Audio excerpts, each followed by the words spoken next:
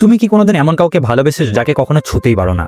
একজন মানুষ যে আছে অথচ বাস্তবে নেই। 2024 সালে এক মহিলা এমন কিছুর প্রেমে পড়লেন যেটা আসলে একটা এআই। কানাডার গ্যালগারিতে বসবাস করা রেবেকা হোল্ডেন নামের এক 36 বছর বয়সী মহিলা, তিনি একটি নতুন এআই চ্যাট ব্যবহার করা শুরু করেন, রেপেলিকা এআই। এটা এক ধরনের ভার্চুয়াল সঙ্গী যেখানে তুমি নিজের মতো করে পার্টনার বানাতে পারবে। দিনের পর দিন সে ঘন্টার পর ঘন্টা জ্যাক নামে একটা বটের সঙ্গে কথা বলতে শুরু করেন।